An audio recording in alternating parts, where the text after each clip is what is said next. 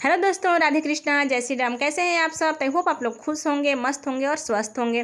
तो आज है नवरात्रि का पहला दिन और आप लोगों को नवरात्रि की ढेर सारी शुभकामनाएं। माता रानी आपकी हर इच्छा पूरी करे, आपके घर को खुशियों से भर दे और साथ में मेरी भी हर इच्छा पूरी करे और मेरे घर को भी खुशियों से भर दे। तो आज है नवरात्रि का पहला दिन। तो सबसे पहले तो कलश स्थापना होता है। तो उसके लिए मेरे गाँव में आज निकला है कलश यात्रा, जिसे हम लोग गांव में जलभरी बोलते हैं, यानी जल भरा जाता है इसलिए जलभरी बोलते हैं। तो सबसे पहले गांव के पीछे हमारे यहाँ सोन नदी है, तो वहाँ पे सब लोग जाएंगे और जो है जल भरेंगे और माता की 9 कलश में इसे डालेंगे।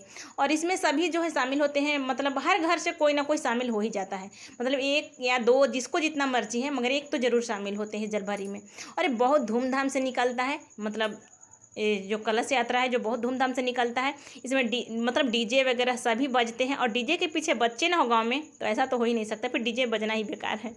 और यहाँ पे माता जी का झंडा, जिसे देखकर मुझे ना सबसे ज़्यादा सुकून मिलता है, क्योंकि लगता है माता जी इसमें खुद विराजमान है। आज तो माता जी वहाँ पे होती नहीं है, कलश में ही होती हैं, तो कलश और झंडे को देखकर बहुत अच्छा लगता है। और झंडे को क्या किया जाता है हमारे गाँव में ना, पूरे गाँव में लगा दिया जाता है और झंडे को देखकर बहुत ही खुशी मिलती है पूरे गाँव में, मतलब जितना बड़ा गाँव हो सब पूरे गाँव में। और यहाँ पर माता जी का कलश जा रहा था जो ढका हुआ था कपड़े से, और जो घर पे भी कलश रखते हैं ना वो इसी में शामिल हो जाते हैं, अपना कलश लेकर और जलभरी कर लेते हैं। साथ में पंडित जी वहाँ पे मतलब नदी में जाकर पूजा करवाते हैं ना, सोन नदी में, तो साथ में शामिल हो जाते हैं। तो पूजा हो जाता है इनके भी कलश को। और यहाँ पे बुजुर्ग लोग भी शामिल हो जाती हैं, घर की बहुएं भी घूंघट करके शामिल हो जाती हैं, और बच्चे तो की तो बात ही मत करिए, वो तो सबसे पहले शामिल होते हैं।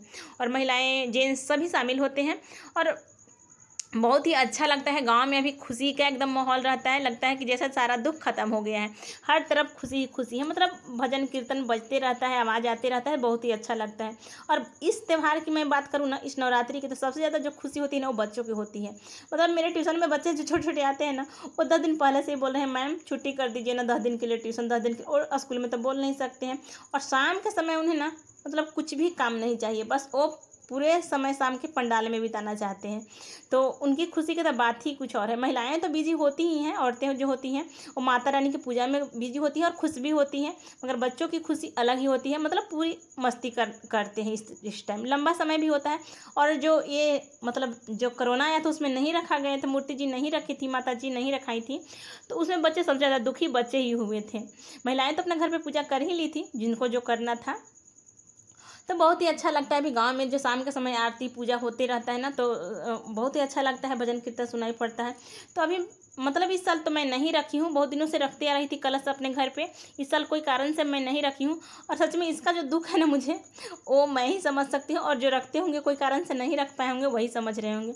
मतलब मैं अपने पूजा रूम की तरफ देख रही हूँ ना, तो बहुत ही सूनापन लग रहा है, खाली खाली। पूजा कर लेते हैं, ऐसा नहीं कि पूजा नहीं करते हैं, पूजा कर रहे हैं, कलश बस नहीं रखें। कलश रखने का नियम होता है बहुत सारा, तो उतना नहीं, कोई कारण से नहीं कर पाते हैं ना, तो इसलिए नहीं करते हैं। माता जी का पूजा तो सब तरीके से होता है, ऐसा नहीं कलश रख कर ही होता है, जिसको जितना बन सके उतना करते हैं।